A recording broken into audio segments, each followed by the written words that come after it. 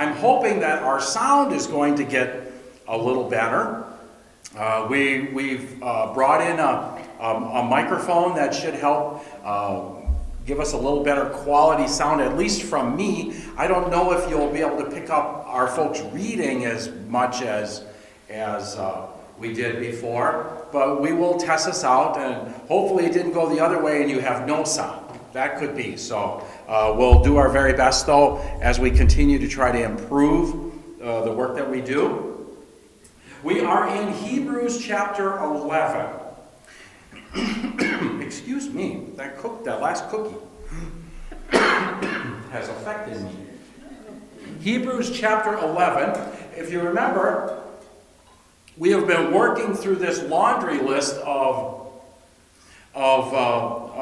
examples of those that have shown great faith, and what has happened with them and through them as God continues his mission of bringing the work of salvation. These are all, of course, Old Testament figures. And now we have gotten our way all the way through Moses and the release, the Exodus, the Exodus to the Red Sea, and now we're going to be continuing from there. And we come to verse 30 and 31. So does somebody want to read that and see where we go from there? By faith the walls of Jericho fell after the people had marched around them for 7 days. By faith the prostitute Rahab, because she welcomed the spies, was not killed with those who were disobedient. Okay, so here we are seeing this now still part of, really this is still part of the Exodus story. The story of Jericho. You're familiar with the story of Jericho, correct? God had given Jericho over to the Israelites as they are still working their way toward and to the promised land, and of course when they come, there's even though He's given them over, it is not a victory that they are going to gain because of their superior tactics, of their strength or of their power. How is it that God gives over Jericho to the Israelites? How did He give? Do you remember how He gave them over? Marched around the wall. Yeah, they marched around the wall. What did they? And they marched around the wall. If you remember, it was carrying the Ark of the Covenant in front. Right? That's because it was the Ark of the Covenant where God is present. So they believe God is leading their army. And so their army, without weapons. Oh, I take it back. What were the weapons? Trumpets. Yes, horns. Yeah, that would work, right? Horns will knock down block walls and everything. And so then they marched around that. How many times did they march around it? 7 times how many? 7 days. 7 days, yeah. 7 times, 7 days. And they did it. And then at the end, and they just marched. So the Jericho, think about it. The army of Jericho on the inside of these walls has got to be looking at them like, Really? What is this? And they're just marching around, it's like a New Year's Day parade or whatever the case may be. And then on the 7th day, the 7th time, then what? The walls came down. Yeah, they just blew the horns and the walls came down, and then what happens is all of the inhabitants of Jericho, male, female, young, old, every animal, everything was killed. Everything. Not by military might, but by faith. Because they trusted God. Can you imagine the Israelite army? God says, I want you to go up against these powerful Jericho army, and you're going to go there with no weapons but a couple of horns, and I want you to walk around the city. That's faith. You know, we talked about Abraham, remember last week or 2 weeks ago, we talked about Abraham's faith when God told him to kill his son Isaac, and he did. This isn't really any different when you think about it. But they did it, and they were successful. Well, then when Jericho fell, all those inhabitants, they were destroyed with what exception? Rahab. Yeah, a prostitute. And why was she spared? She helped the spies. She helped she helped those spies who said that they were there because God had sent them. And so she trusted God, and she protected those spies from the Jericho inhabitants. And because of that, God had saved her too. And that was again by faith. So now we go from there, and then we have this next line, which I think is great. Verse 32, and what more shall I say? I don't even have time to tell you about all of these. You know, that is, in the case of Pastor Jeff, he probably would just take the time and tell you about all of them, and then you're dozing off and all that kind of stuff. But he says, I don't have any time to talk to you about who?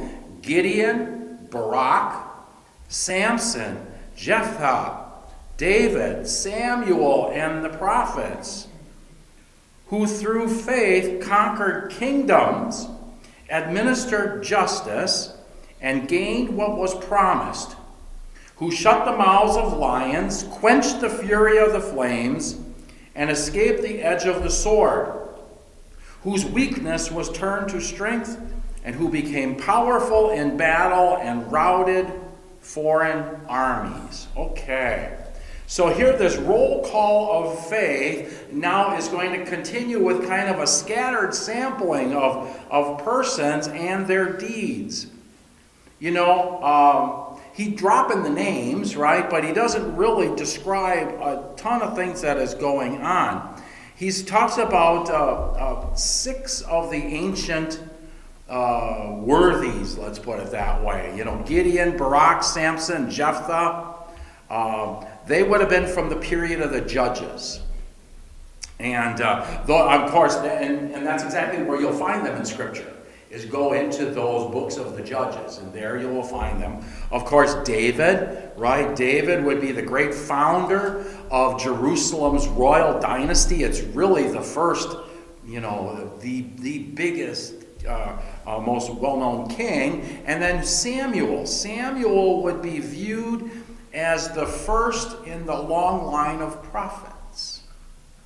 So here we see those ancient leaders are those from the Judges period, then David from the Kings period, and then Samuel from the period of the prophets. That would come after after we get through the history of God's people in the Kings. It's an interesting list. What makes it an interesting list is that those that are named were notorious for hesitation or bad judgment or hot temper or rashness, right? But he singles out their faith for comment on each one of these, right?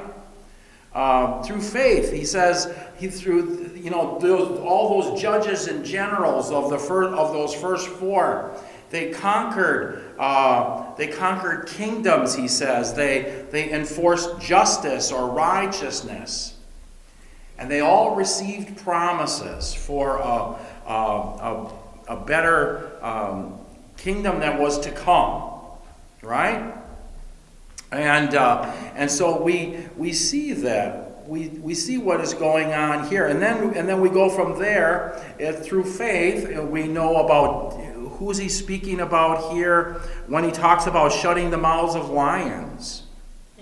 Daniel, yeah. So here, while he didn't name him, he talks about Daniel shutting the mouths of the lions and quenching, and then quenching of the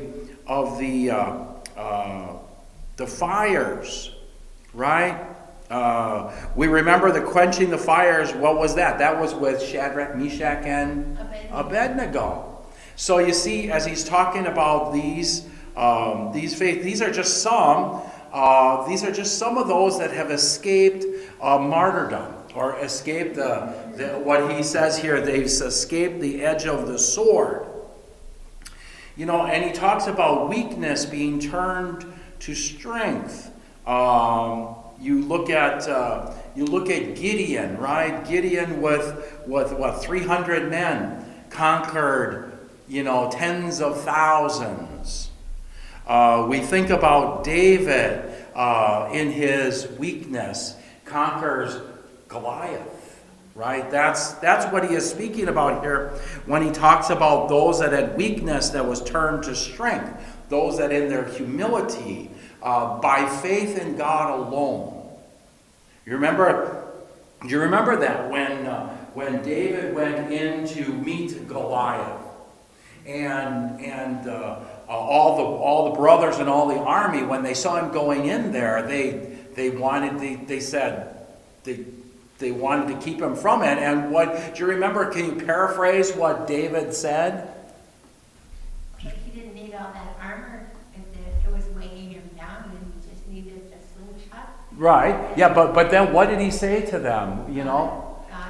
Yeah. On my side. Yeah. God will take care of it. Yes. God is the one that my God was the one that is my strength and my shield. And so that's exactly right. He said, I didn't need that stuff because I had God in the midst of this. So it was a trust. And so those who became powerful in battle and routed foreign armies. So here we see that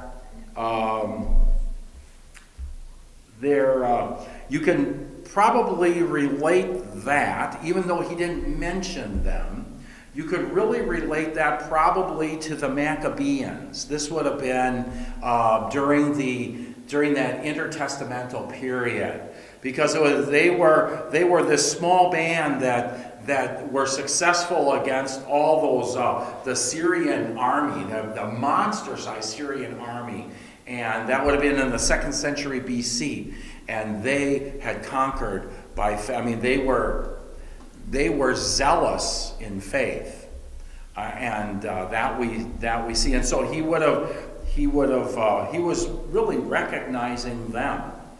Now we go to verse 35.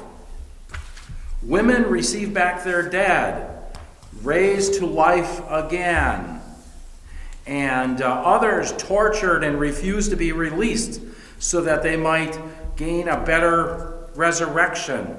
Some faced jeers and flogging, while still others were chained and put in prison.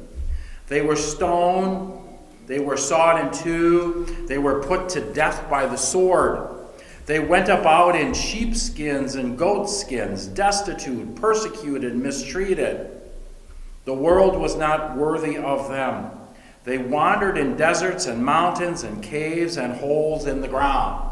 So here we see all of these, he's giving all of these examples. Some of them he named people, some of them he just names their deeds. He names things that have gone on with them.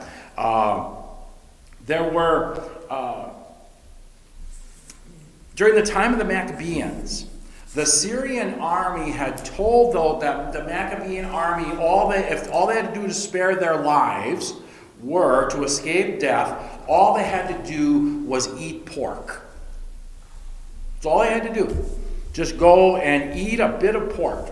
If you were to go to 1 Maccabees chapter 12, I think it is, you'll find it. Oh, just eat a bit of pork. And it would seem, when you think about it, well, that's a pretty cheap price to pay, right? God would be okay with that. But they preferred to be tortured and beaten to death with iron bars. That was all in 2 Maccabees. What Bible has Maccabees? Oh, that would be that's the Apocrypha, the intertestamental period. It's not in the Bible. It's in the intertestamental period of between Malachi and Matthew. There was a 400-year period of which we have the history of that. It's called the Apocrypha. If you go into the Roman Catholic Bible, that's why their Bibles are so big. They include the Apocrypha in it. We don't. Why don't we include the Apocrypha in it? It doesn't jive with the rest of the Bible? We don't know that it was inspired by God. There you go. There's somebody that went to a Lutheran school, hey? Yeah. We don't believe that it was inspired by God, in God's word. It doesn't mean that what's in it isn't true. It just means we don't believe it's inspired. We see it as historical writings. So their writing's very valuable because they tell the history of the church during the 1st, 2nd, 3rd, 4th BC. But it is in there that we see during that time these. It's in those historical writings that we see how the Israelite people have transitioned their government system into the Sanhedrin, the Pharisees, Sadducees, all of those. We see all of those characters starting to come out during that period of time, because that wouldn't have been that way in the Old Testament period. That was all during that intertestamental time. And so here the Hebrew writer is referring not just to those that are specific in God's word, but also those that his readers or that his students would have studied in history class. Okay? Which is really part of the Maccabees. And so they had refused to disobey God by taking the easy way out. Eating a pork chop, that sounds like a pretty easy way to keep yourself from getting killed. They chose to refuse to accept that release. That's what he is saying here. They were tortured and refused to be released, so that they might gain a better resurrection, or so that they would remain steadfast in faith. Remember what this book of Hebrews is about. It's remaining steadfast in faith. We studied 1st, 2nd, and 3rd John. We said 1st, 2nd, and 3rd John was written for what purpose? To keep people, for his listeners, for his church to remain steadfast in faith. That is really what all of the New Testament is about. It's pointing us to the cross and saying, remain steadfast in faith. So there we see these things that are going on. And so the author now here, in verses 36 and 37, he is just now going to start cataloging a whole bunch of horrors, right? All of the things, all this torture and all the execution that he can think of, as he is trying to appeal to his students to remain faithful. Now, he might not have had specific episodes in mind, but it's possible that he did. We don't know that. But when you look at some of these things, we know a few of them, right? Before those martyrs died in 2 Maccabees, they were subject to this mocking and scourging that he is speaking about here. there were, we go back into, we know that they were also enchained and they were imprisoned, they were stoned. This would have been for their faith. This was going on pretty regularly. We think about, we know if you go back to ancient tradition, it's not written in Scripture, but you got to go back into the ancient traditions, and there you're going to see what the outcome was for Isaiah. Does anybody know what was supposed to have happened with him? He was sawed in half. Yeah. That's what you're seeing that here. So maybe he was speaking of that, that understanding that Isaiah would be sawed in half. We know that some escaped the sword. There were some put to death by the sword, some were escaped. We also know that during that intertestamental period, and we talked about that period, if you remember, when we were studying 1 John. Remember when we were talking about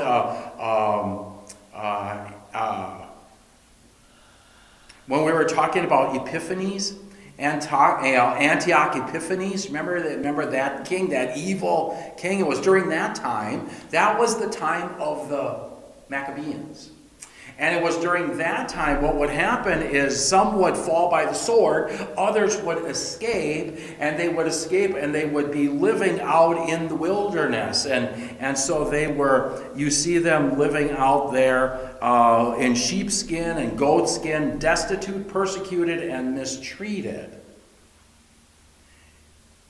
It's, he says the world was not worthy of them.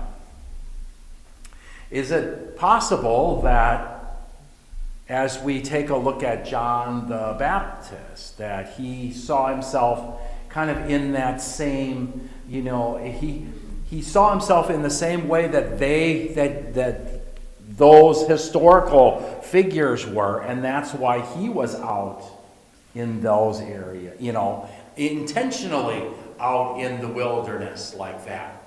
Could that have been John the Baptist? Could that have been like a wonderful marketing strategy?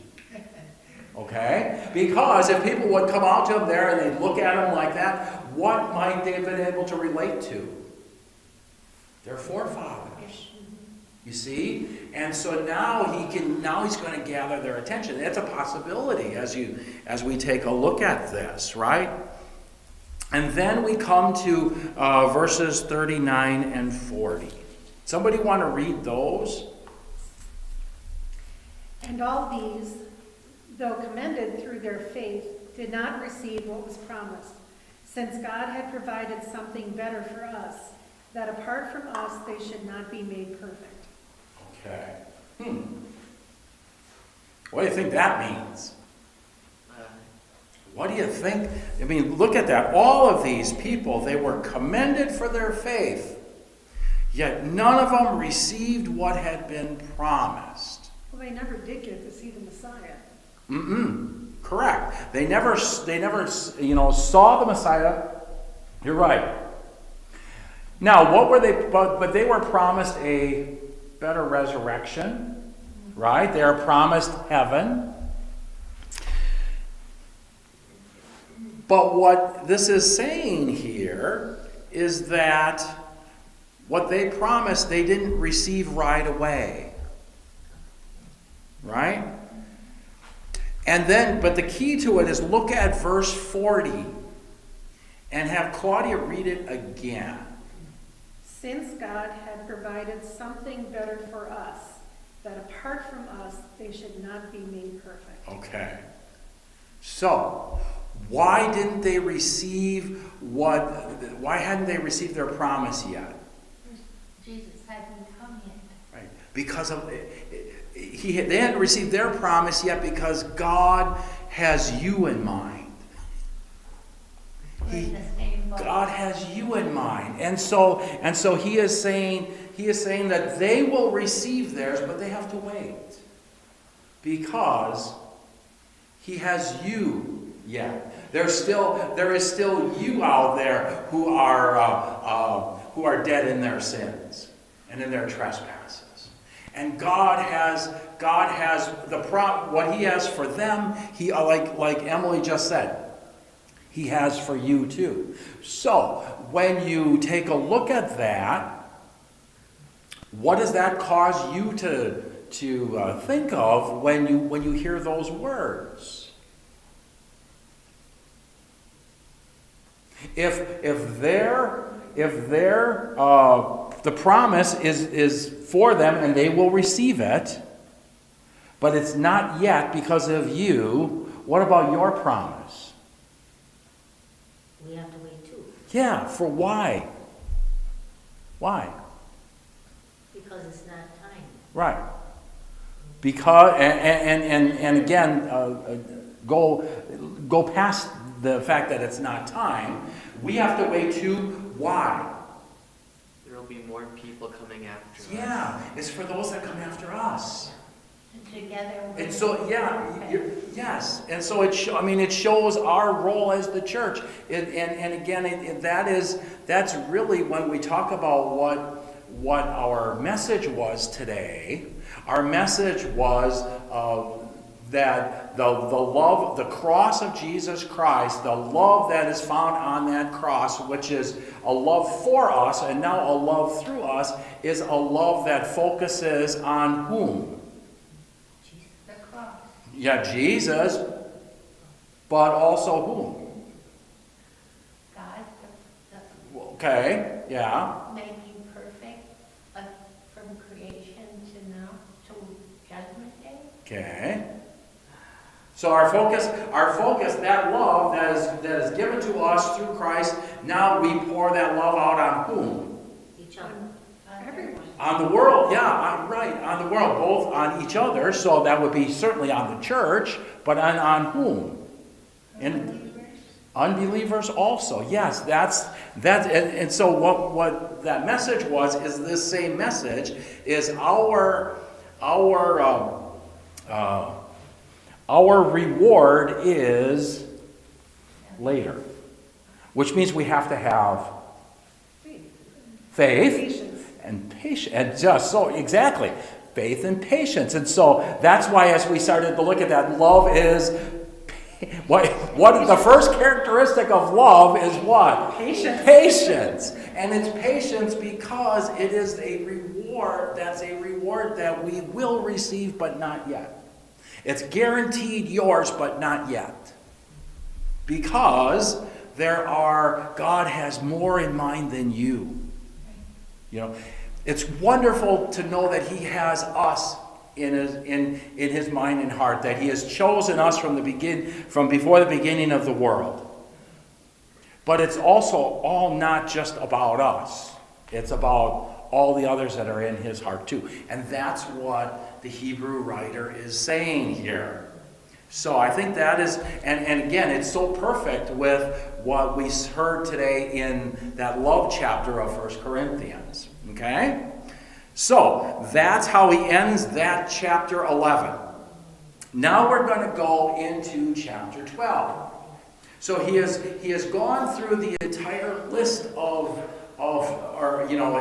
it's not an exhaustive list, right? He kind of just touched a few, and he said, I don't have time to tell you about all of them. So he gave us a couple of things. And then he starts out, what's the first word in chapter 12?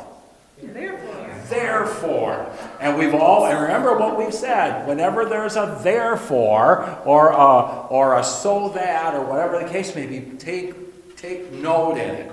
Therefore, since somebody else, why don't you read 1 through 3? Therefore, since we are surrounded by so great a cloud of witnesses, let us also lay aside every weight and sin which clings so closely, and let us run with endurance the race that is set before us, looking to Jesus, the founder and perfecter of our faith, who for the joy that was set before him endured the cross, despising the shame, and is seated at the right hand of the throne of God. Okay.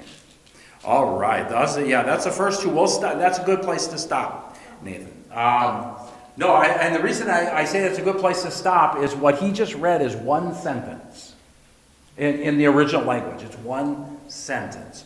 It's this appeal. And so what is he telling us to do here? We're in an athletic contest. Yeah. And It's so a he's... marathon, not a sprint. Yes. You're in a marathon, right? And to what? To persevere. This is really what it's about. It's perseverance, hanging in there. I think that is such an important thing for us to understand. And that's very hard in our world today when you think about it. We are a people that oftentimes seek immediate satisfaction. I mean, look at what technology has done for us. Look at how yesterday I was meeting with somebody here who was not as technology savvy as many others. She was not as technology savvy as most little kids. And as she was here with her phone, and she had to make a phone, she trying to make a phone call, trying to find out who called her, she's banging on his phone because it wasn't moving fast enough. And that was the difference between taking 10 seconds for your phone to do what it's supposed to do and it responding to you in 1 second. That 10 seconds seems like eternity now in our world. If you ever watch, and I've mentioned this before, you ever watch television, pay attention once, not to the story or even the commercial that you're watching. Just watch how many times the scene changes in a minute. And you will notice that a scene, even in a commercial, will only last about 10 seconds. And it'll flip to a new scene. Or the same scene from a different camera angle. You can watch something as slow-moving as a soap opera, where the story that you have today will be the same storyline 6 months from now. And yet, if you watch that soap opera, every 10 or 20 seconds, they'll change the scene. They'll change the camera. Facing the people this way, it's facing the people this way. It's facing the people this way. This one has now moved just a little bit. It's always a new, because of our lack of patience. That's who we are. And so now in the midst of this lack of patience of our world today, and imagine how much worse it's going to get for our kids and our grandkids and all of that, in the midst of that, we are to recognize that we are in the longest marathon we're ever going to be in.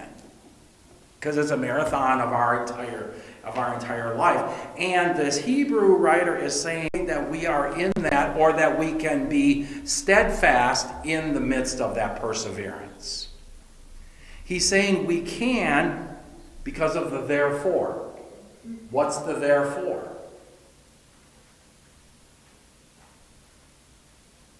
Therefore, what does it say? Verse 1, therefore. Surrounded by a cloud of witnesses.